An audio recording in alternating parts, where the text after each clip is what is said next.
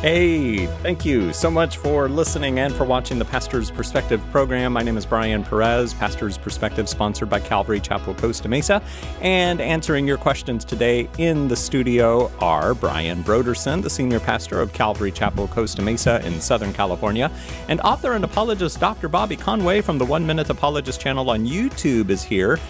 Bobby is playing hooky, I guess, from Image Church in Charlotte, North Carolina, where he's the senior pastor. But he's been here in California for the past few days, flying back tomorrow, and then he'll just see our beautiful weather behind me, I guess, behind Brian, and then you'll wish you were back here again. I know, it does happen. I'm definitely loving the weather. Today has been epic.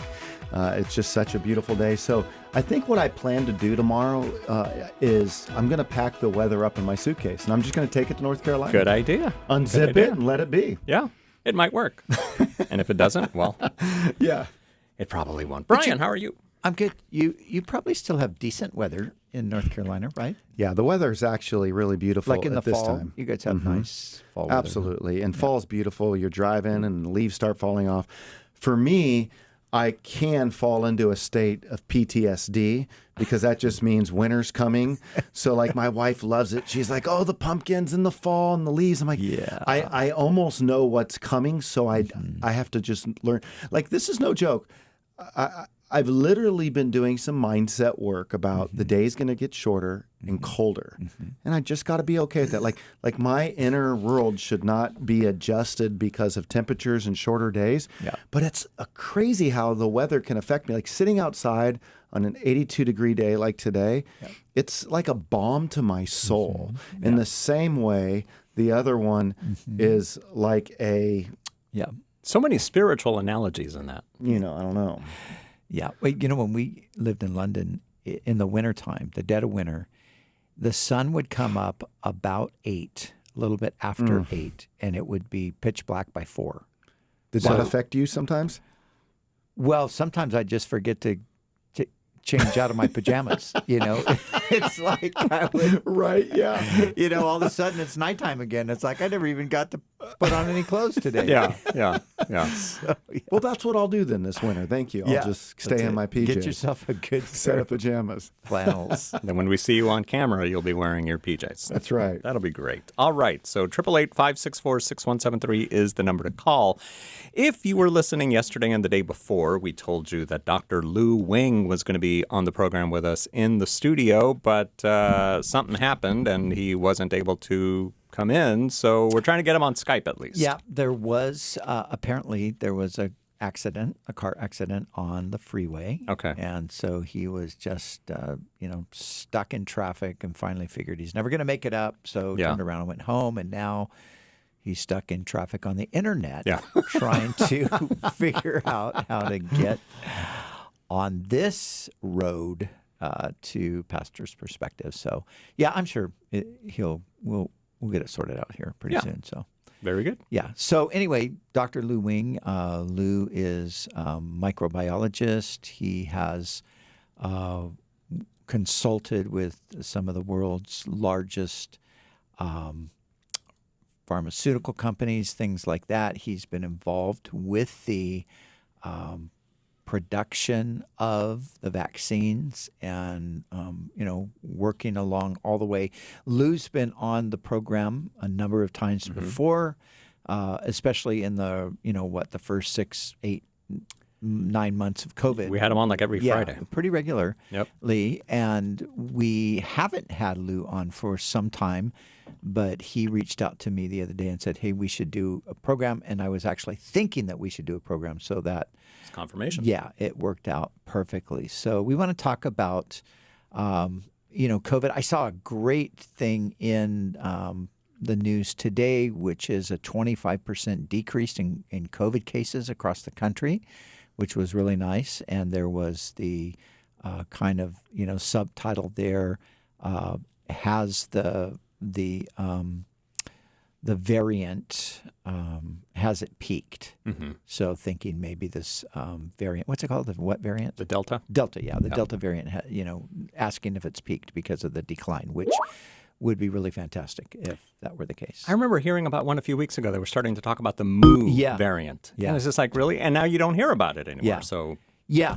So this I don't move shall know. pass, I guess. Yeah. I don't know. There he is. I see Dr. Wing. the Dr. How Wing the heck are you? right there. Great.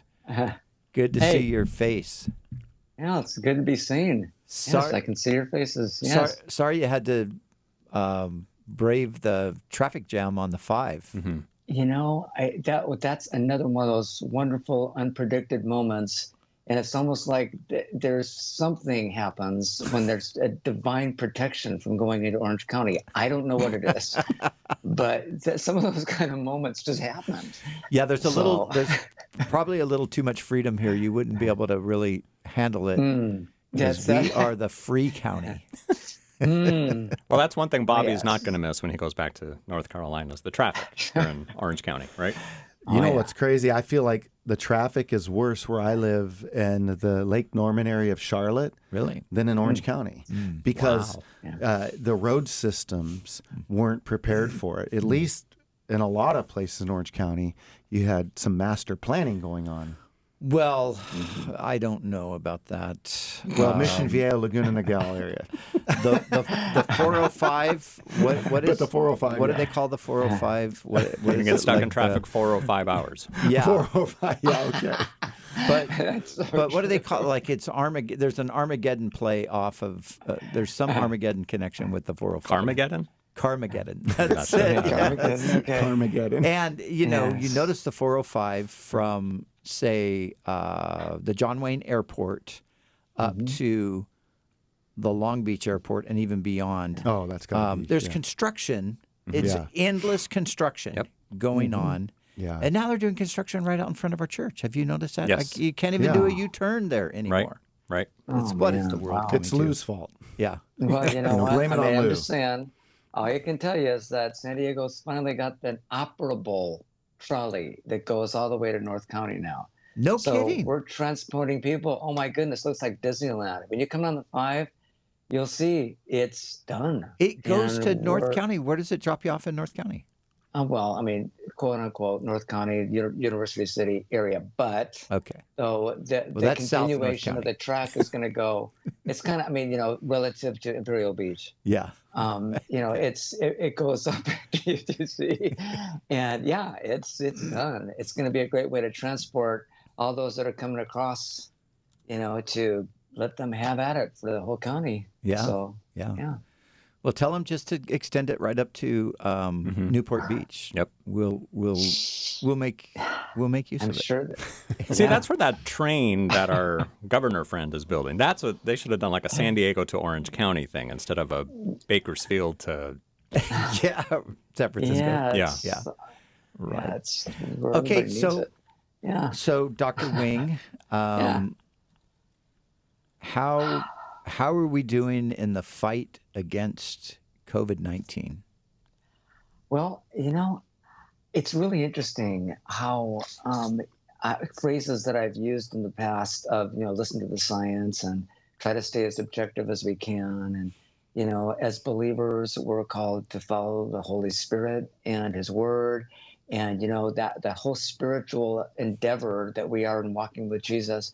And this tidal wave of politics has come over this issue, I think more so than any issue I've seen since I've been a believer for 50 years.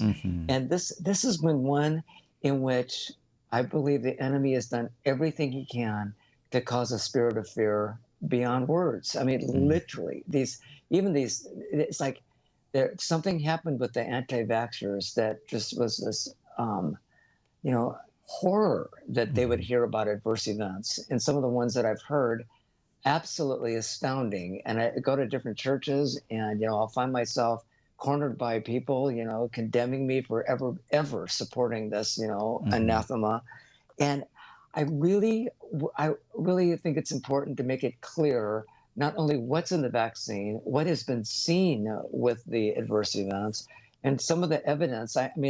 I'm with an organization, it's an international consulting firm called Parexel, and the name is out there. And they're an organization, second largest contract research organization in the world for conducting clinical studies, many of which are COVID related. And I see what the data is looking like and what some of the issues are.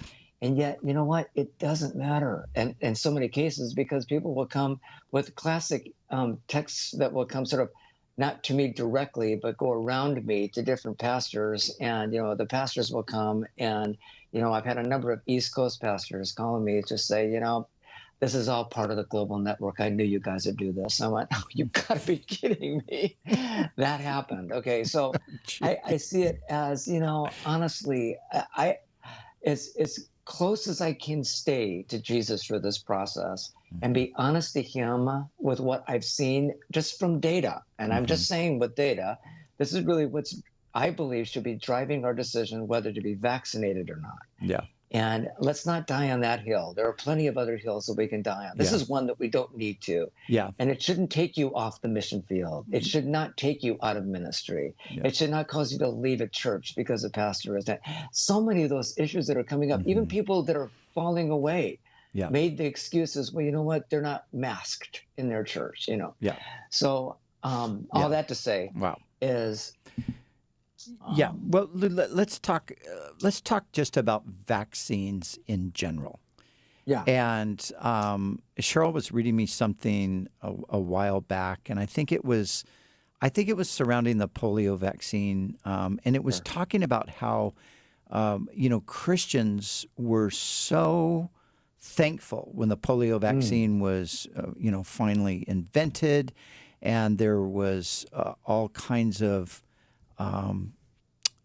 just excitement among believers that, wow, this disease that has, killed people and maimed people, this is going to be taken care of now. And, so the response of the church to the polio vaccine was extremely positive.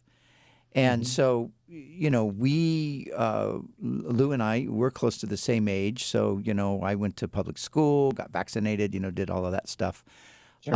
What has happened, in your opinion, Lou, that has caused such a severe negative reaction to this vaccine? It's not like this is the first vaccine in history, and it's like, everybody's going to be a guinea pig, and we're just going to test it out, and probably everybody, half the people are going to die from it. Why all of the madness around it? Well, and I think it really stems to the COVID concept in general and its origin, and still that being this mystery, and sort of throwing in some of the Fauci issues and so on, and all of a sudden we want to start names on it, and it becomes this far more political than anything related to vaccine wonders like the polio vaccines or the even the vaccines that are currently used for the flu. And the idea is, when we think about what the vaccine, particularly the one that was invented, literally at Salk Institute down here, it was an oral version. Remember, we took the sugar cubes in elementary school. Yep. And it was an oral vaccine in which you literally took an attenuated virus and your body recognized it and made antibodies against it. And it was an innocuous vaccine by and large because it was an oral route. So it went to your GI tract, much more different than going into your intramuscular tissue. And that was, like I say, innocuous, but it was very effective in generating sufficient antibodies to really drive that disease completely out of our system, into a point where we saw the effect of herd immunity. We saw the fact that the virus had no chance with the antibody response that we'd seen. And it was because it was a very unique virus. And because of the uniqueness of it, the antibody response was much more specific and much higher. So anything that even came close to looking like a polio virus was immediately recognized by your immune system, and it was eradicated.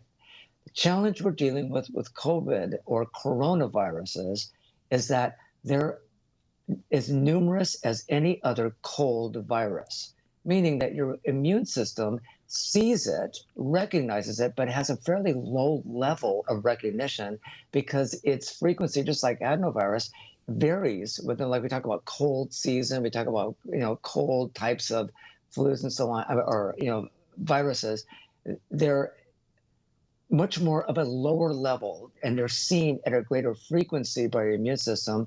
So there is a potential of having, residual illness and so on. And so when you get one such as the one we've experienced with the COVID version, it had a different genome and therefore had a higher level of infectivity, and the potential of it being able to cause, damage to respiratory tissue, as we've seen, and especially vulnerable respiratory tissue, has been seen and has been, recognized as, it is definitely a major pathogen.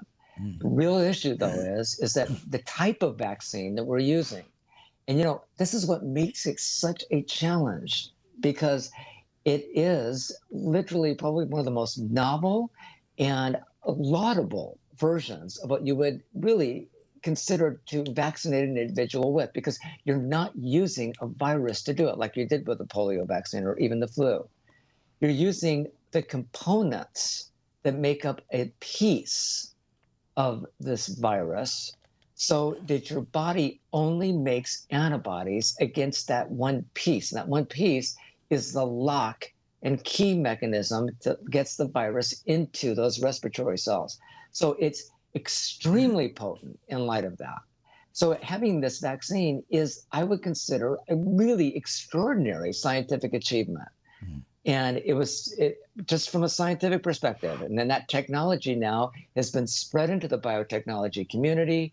And, Moderna has spun off a number of different organizations that are also working within the messenger RNA idea of being able to not just vaccinate, but actually develop different types of drugs that we've tried to use for gene therapies in the past. And now we're considering it even more so now for treating different types of illnesses with aberrant types of proteins and so on. So all that to say is, because of the novelty of this vaccine, the general public doesn't understand what messenger RNA is. They don't understand the difference. Therefore, because they don't understand it, that lack of understanding, this is not to be talking down to the public. It's simply stating that as scientists, we have apparently done a poor job in being able to present this with its laudable, and I would consider, novelty and really success from a scientific perspective. I mean, RNA 10 years ago was extremely expensive. Now we're able to do it at a fraction of the cost.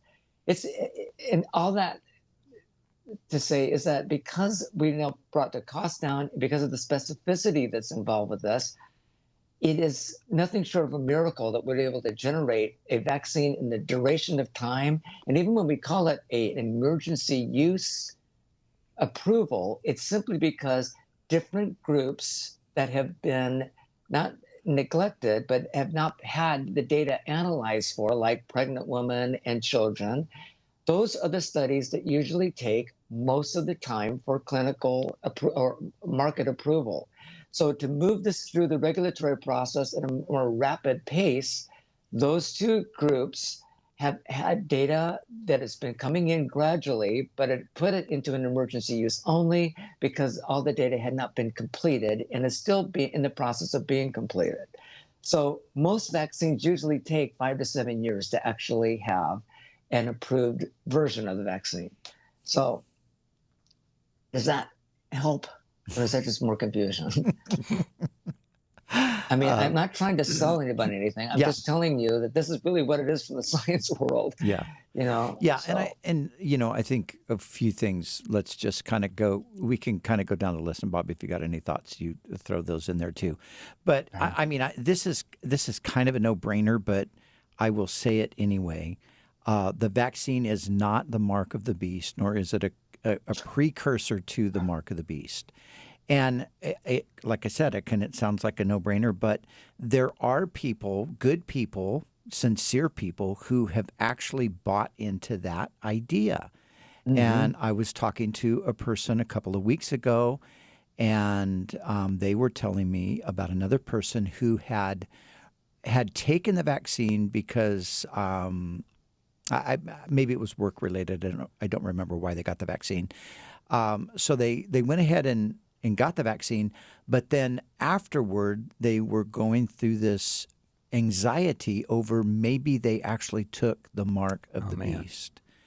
And so I mean, how this has gotten to that kind of a level that's pretty crazy. And I think, like you were suggesting, Lou, I think there's some obvious spiritual warfare going on here. And, one of the tactics of the devil is to strike fear in people's hearts and minds over anything and everything possible.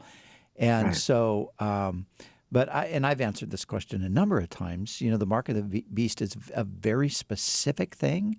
It is at a very specific time in history that we are not in at the present time. It is not a vaccine. It is something to do with buying and selling, because that's what the text of Revelation 13 tells us. And it's an allegiance, a willing allegiance to the person Revelation 13 calls the beast. We commonly call that person the Antichrist. So there is no connection between the vaccine and the mark of the beast. Second, and somewhat related, is that, this is the vaccine is paving the way for the mark of the beast that will come in the future by the government mandating it and by the social pressure to receive it. Now, that could be said of any number of things in the culture today, I think. And if we believe a futuristic interpretation of the book of Revelation, that there will be an Antichrist, that there will be a mark of the beast and all of that, I do believe that, then of course we would expect that society is moving in that direction. And it has been moving in that direction. Anyone who's done a prophecy series has been saying that it's moving in that direction.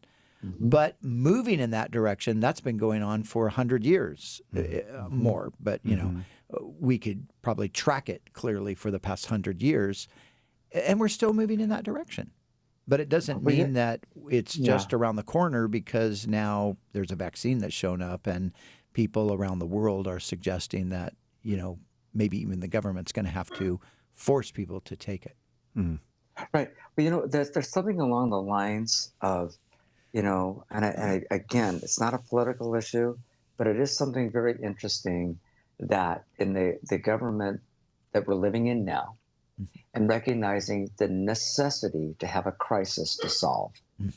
And even if it's a good thing, turning it into a crisis is really a way of building sort of the resume, if you will, of an individual who needs to have an accolade on their name or a successful solving of a crisis. And to turn this vaccination issue into a crisis and to have it mandated, when in fact, if you really think of the science, it's just like any other vaccination. I don't want to say it's a no-brainer, but there's no reason why not to take this vaccine. So because of that, it really isn't the focus of the crisis. It's not worth losing your job over. It is simply understanding that if this guy wants to solve a crisis, let's not play that game. We're as citizens living on this planet, in this country, it's not saying that I'm going to bow down to the man by taking the virus or taking the vaccine. The idea is that when I get vaccinated, it's a very personal objective of making certain that there is a sufficient level of antibodies in my blood that are going to be capable of stopping this virus from entering into a given cell. That's the only thing this virus is going to do, or this vaccine is going to do.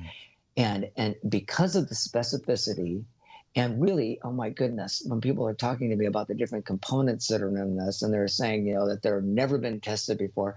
Now, one of the components of this vaccine can go into a product without having to go through the rigors of what the FDA requires for excipients or anything that's added to the vaccine, so that it is, not only safe, but it's going to get and be effective in this locale that it's going to be administered. So, I mean, they brought up the different types of, nanoparticles or, some of the other type of additives that, are highly toxic, and there's no way that we've ever been able to see this in our bodies before. And all of those types of lies that have been generated by, well-known individuals, which is even more mystifying, is that, I find myself, and I think we all have to step back and ask ourselves, what would be the rationale for giving a vaccine that's going to harm millions of people? What would be that rationale? Because in essence, it's like anything else. I mean, it would be the most, absurd way of even considering, what science is actually trying to do at this point. So I fight you got one camp or the other. Yeah. So well, Lou, I'm thinking too, and this is, for you to speak to this is so, I think, important because you are primarily a toxicologist. You're the guy who looks at different drugs for toxicity levels that are going to be harmful, that are not going to be put on the market or allowed to be, administered to people. That's what you have done for decades now.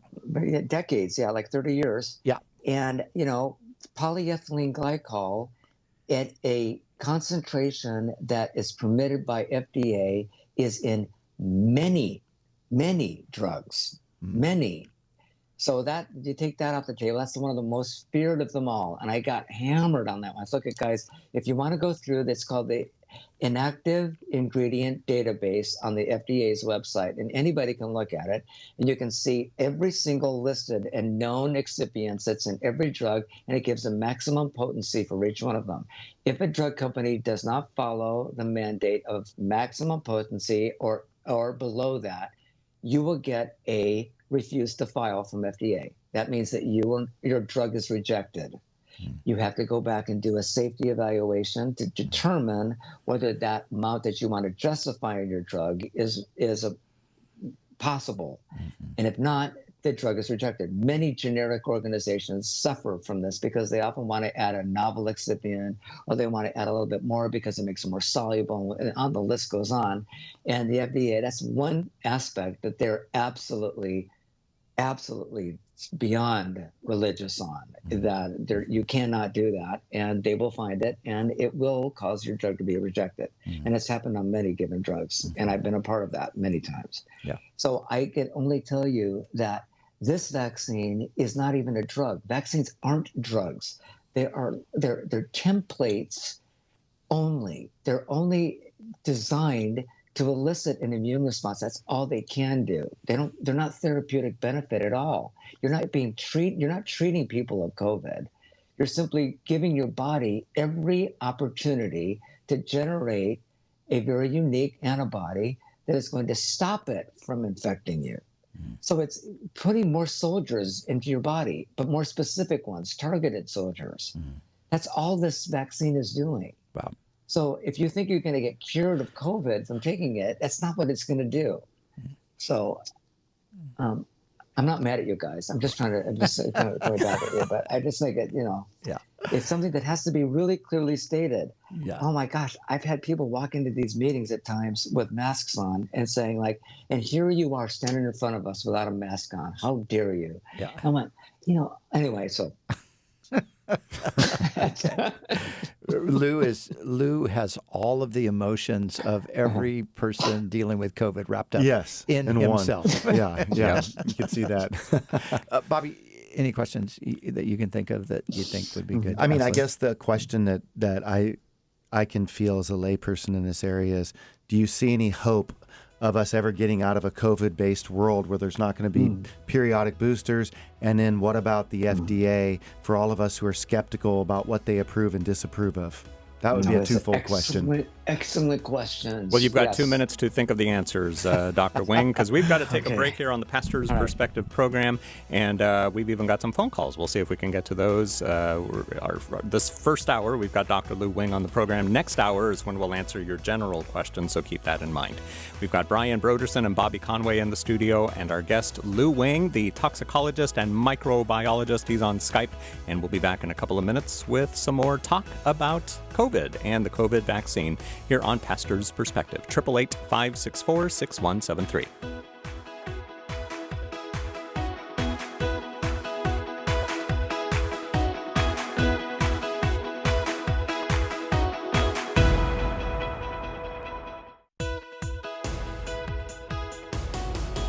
Welcome back to a special edition of Pastor's Perspective. I'm Brian Perez with Brian Broderson and Bobby Conway in the studio, and on Skype we've got Dr. Lou Wing, and we're talking about the COVID today, the vaccine and the virus. And right before the break, Bobby Conway had a couple of questions. Refresh our memory what those were, or if people just tuned in. Yeah, I think that there's a lot of people, Lou, myself included. I sit there and I go back and forth between these news stations, and I don't always know what narrative to believe. And I feel like we're split as a culture because some people have bought into one narrative. My narrative is, what do I even believe, versus being locked in on one or the other. And as a result, I find myself thinking a couple questions. Number one, are we ever going to get out of a COVID-based world of masks and booster shots and quarantining and shutdowns? And secondly, how do we know when we can trust the FDA or not? Because you'll hear things like, well, they approve of cigarettes, or they don't approve of vitamin C. And so then it's like, but they approve of this. And so some of the information that comes out, I find myself just paralyzed in what to believe and just shut down. No, those are excellent questions, Bobby, and certainly ones that, not only are they the reality of why the FDA was ever formed in the first place, and what is the FDA meant to do? That's one issue. And another one is, will there always be this concept of a COVID idea?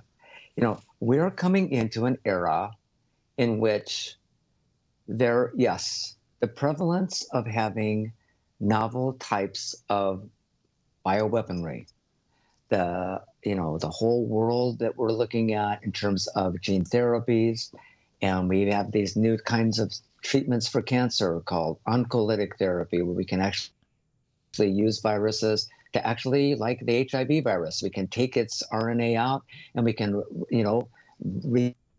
reverse some of the genes, and then we could put it back into an HIV virus, administer it, and the virus will actually act like a HIV virus, yet it will be directed against a cancer cell and it will kill it.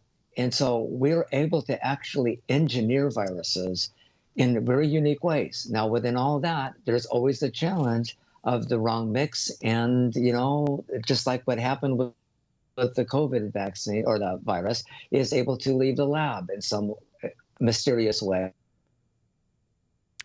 And what's to prevent that from happening in the future? I would love to be able to say that will never happen again. Although that it happened, it is something that because it did happen, and because we're living in a biological driven culture, society, world, that the era of, computers has changed to the era of biology.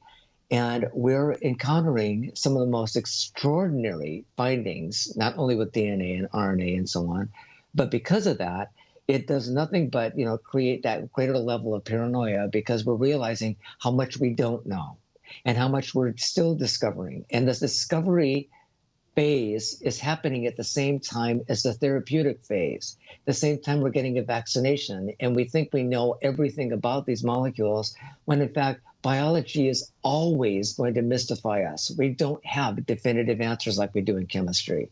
So we're coming into this arena where we're dealing with biologists who think they have all the answers. You go to these different FDA meetings, and you go to these called interact meetings, where we, talk with FDA experts about these novel technologies, and they want to learn more from the scientists than they know themselves. So we're all in this kind of like this vulnerable place of learning and trying to put some sort of, boundaries on the scientific knowledge that we know of.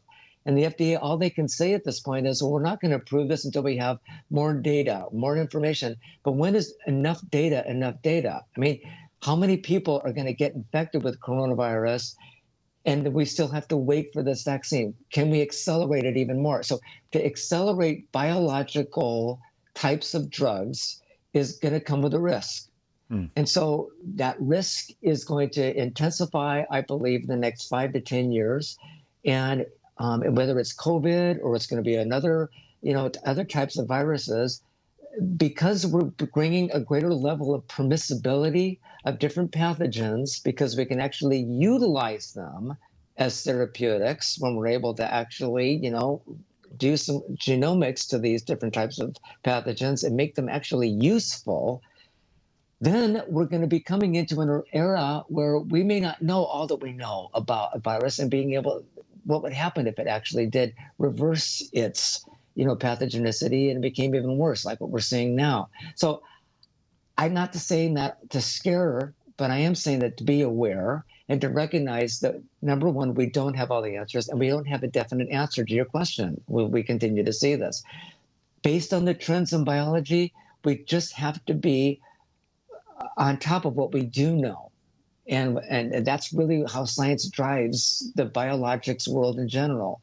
We have to stick with data as much as we can. It's not nearly as definitive as small molecules that are used for like aspirin or different types of drugs. When we talk about biological drugs, we have to be, far more vigilant as far as, understanding what the long-term toxicities are.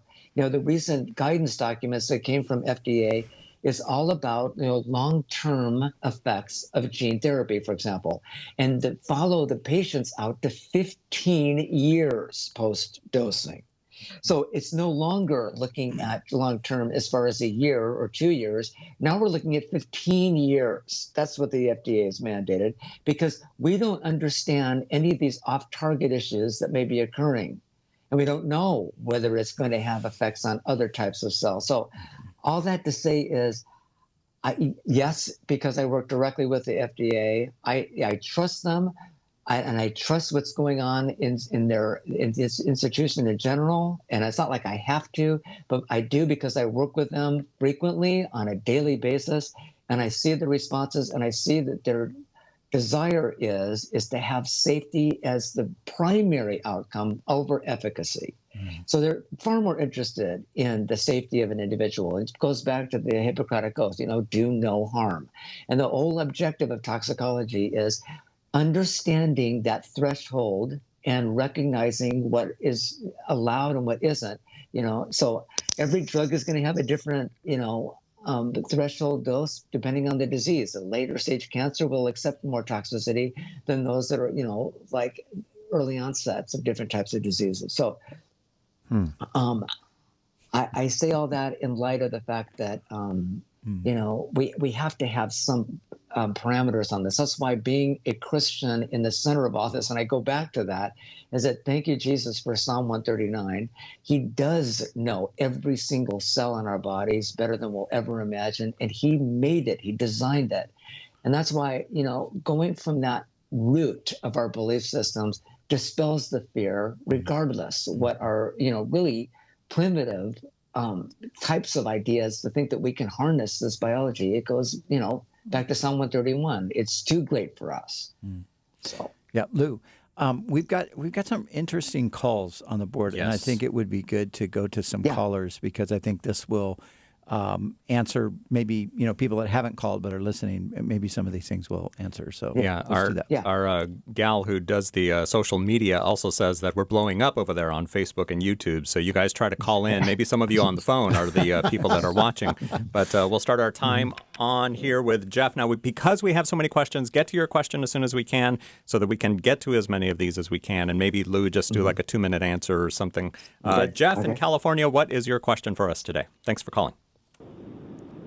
Yeah, my question is, why are these vaccines being pushed so hard when it's only affected actually 1, or maybe I'll be generous, 2% of the entire population? The world, it's only affected about 1% of the population of the world. Mm-hmm. Why are we being forced to take this drug? It's not getting everybody.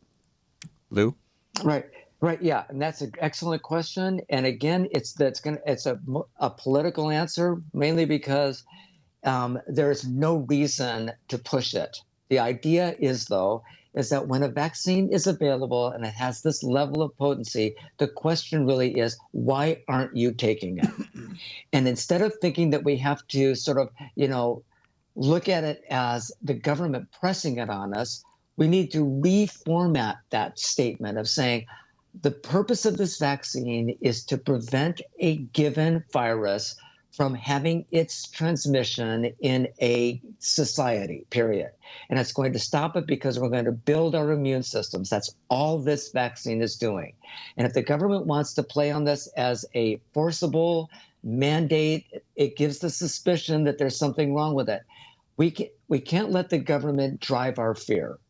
The best way to avoid the fear is to take the vaccine and get back to your calling. Thanks for your phone call, Jeff. Next, we'll go to William in California. Thank you for calling 888-564-6173. You're on Pastor's Perspective with our guest, Dr. Lou Wing. Yes. From the start of this, I've wondered why in the world, since we have good medications against this disease, we've pushed a vaccine that can cause a lot of potential problems. And you say that you're for Jesus is design on our cells and our bodies and our immune system, which to me is an infinite design. Then you let these guys modify it with a DNA modification that's modified the immune system to where then you wind up with all kinds of things like antibody. Now, William, when you mention the medications, are you talking about things like ivermectin and those? Yes, ivermectin and hydroxychloroquine. Yeah. Lou, what do you say about that? Right. And, some of those non-specific types of drugs have their own set of safety issues.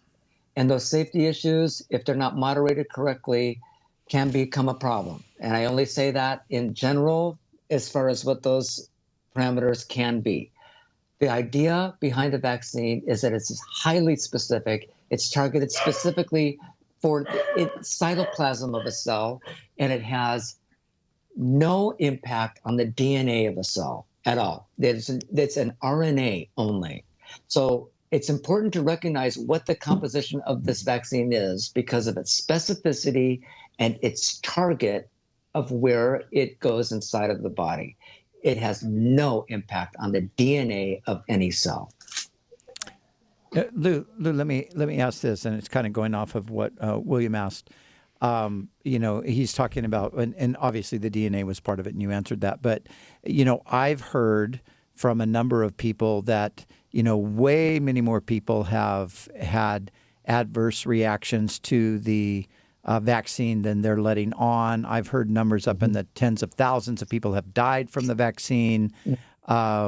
So what are the facts about, I know a bunch of people. I got the vaccine.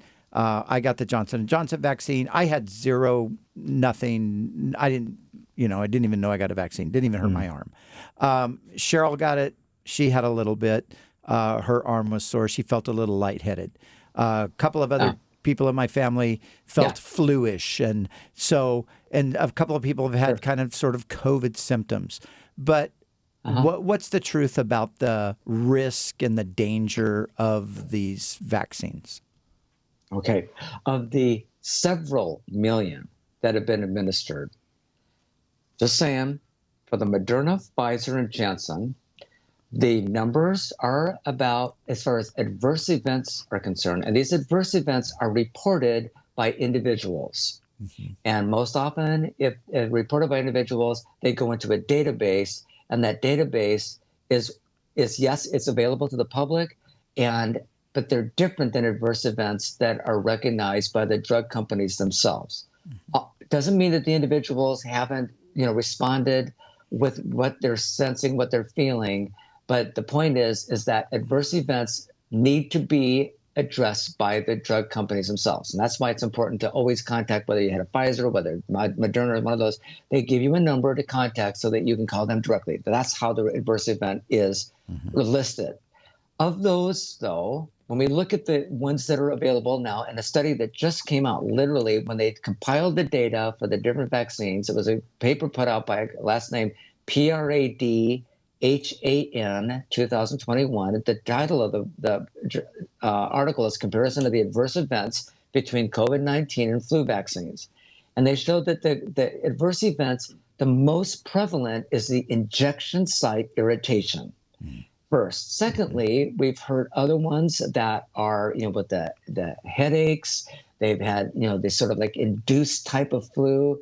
And there's been mostly, though, if not all, have been recoverable. Those that have had adverse events that led to any sort of mortality are very rare, and rare only because individuals that have had a mortality from a vaccine is always related to a pre-existing condition and or an aged individual who has already had vulnerability within their respiratory epithelium. Mm-hmm. So that's why it's very important when we hear about the thousands and thousands that have died.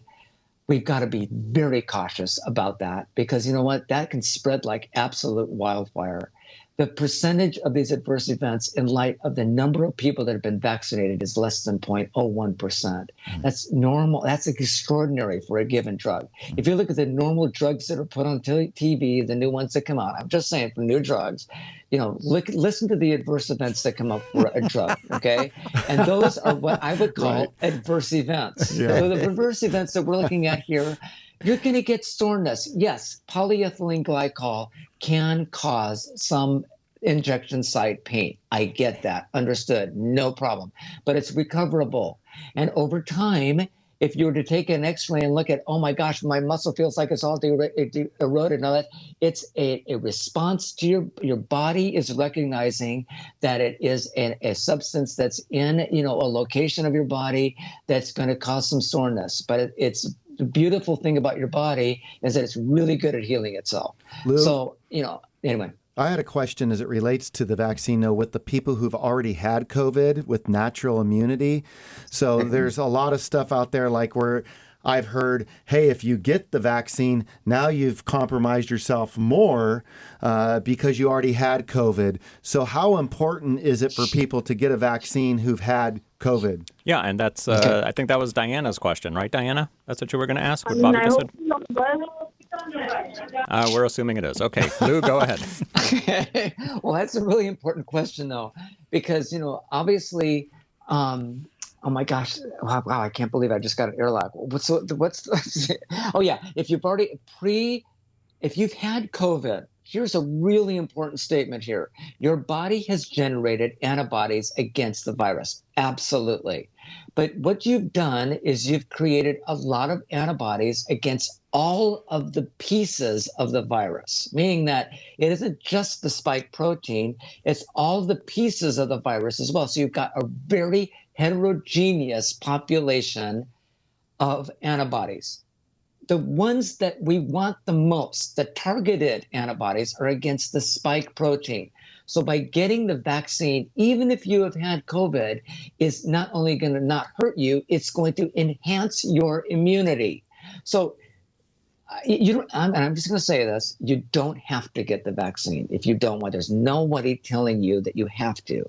But what I'm saying is that from a scientific perspective, by taking the vaccine, if you've had COVID, you're enhancing the number of antibodies against the spike protein, period. That's great. Lou, I'm going to ask this question. So there are people out there that have, immune suppression. They have autoimmune issues. And sometimes that people have kind of diagnosed themselves to have that. Other people obviously have, like HIV or maybe a cancer or something like that. I met a lady the other day, baptized a gal from, she was out of town. She's a cancer patient. And she came from another country, and she said, yeah, I had to get the vaccine, and I came, and I thought, wow, that's interesting. She's a cancer patient, but she gets the vaccine. So obviously she didn't have any deep concern that because I'm a cancer patient, the vaccine's going to actually, probably kill me.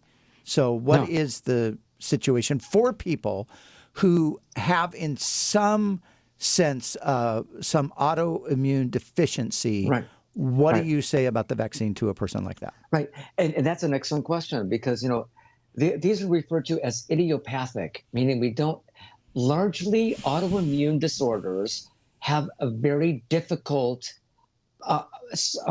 origin. We don't understand where it necessarily comes from, like lupus is a classic example. There are many variables that play into, like even fibromyalgia can also be an idiopathic disorder.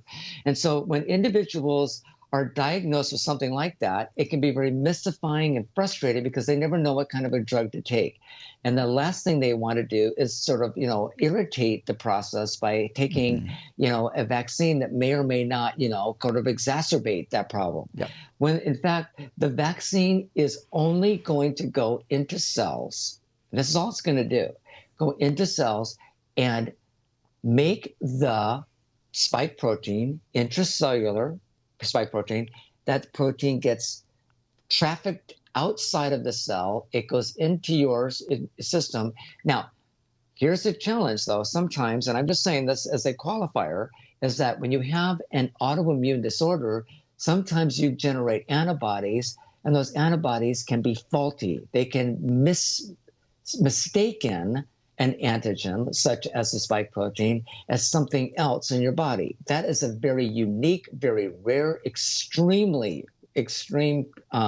event that can occur. And that happens actually when you get, what is the virus that, it'll come to me in a few minutes, but we've only got a few minutes. It can happen when you get antibodies that are directed against your own tissue. And that can happen with autoimmune disorders. But again, because of that rarity of that, there's often been talk about whether people with those type of disorders should actually have a vaccine. When those individuals have been treated, however, there hasn't been any issues to date.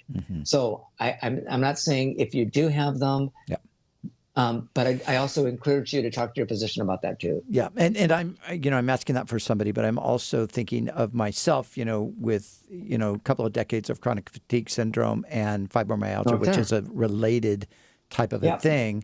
Yeah. I did not have any reaction whatsoever to my vaccine. So there you go. But people have asked that, and so I wanted to ask that question.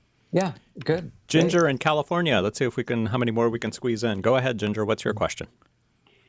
Yes, I thank you for taking my call, and I appreciate you guys so much, and you, Doctor, for being on the program. I've had the vaccine. I had both injections with the Pfizer. Now I'm wondering about the booster shot. Is it necessary to have a booster shot? How long does my Pfizer injections last? And I've heard people reacting to the booster shot.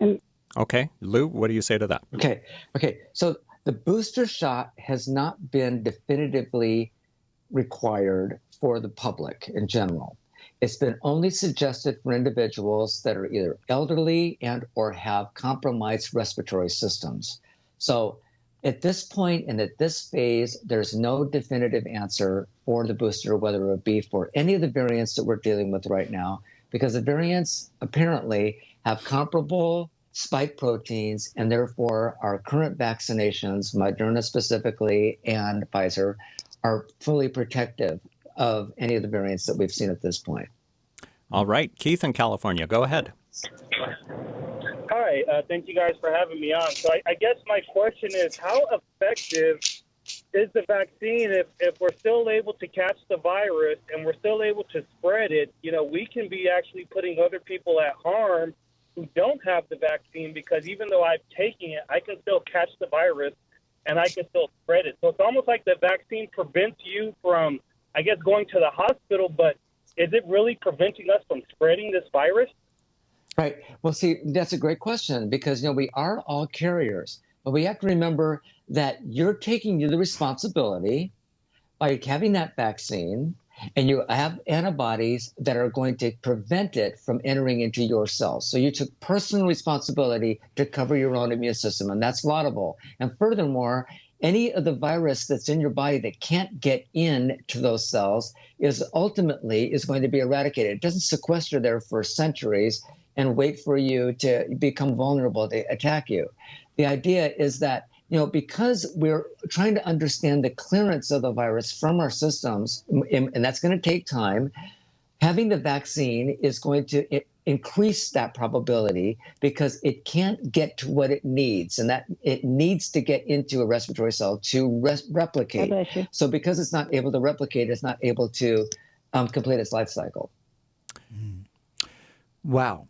So Lou, lastly, we just got a minute here, but So what he was saying, though, what about this? Because now I even heard Dr. Francis Collins the other day talk about, vaccinated people are getting the virus, but they're not having a severe reaction to it. Right. So in 10 seconds. 10 seconds. What do you say about that? And I totally agree with that. And yes, it's not 100% foolproof, but thank God it's at least 95. Yeah. Cool. Thanks, Lou. Great to thank see you, you. Lou. All right. God bless you guys. Yeah, God bless you, buddy. Pastor's Perspective is the fastest hour on the radio. Today, I think it went even twice, faster than fast. But that is all the time we have on this hour of the Pastor's Perspective program. So your general questions, we'll get to those next hour. Phil Metzger will be joining us on the Skype line. Once we disconnect from Lou Wing, then we'll put Phil Metzger on the program. But thank you so much for listening today. Make sure to check out Facebook and YouTube and Spotify later to listen to this program again or to share it with your friends. Pastor's Perspective is sponsored by Calvary Chapel, Costa Mesa.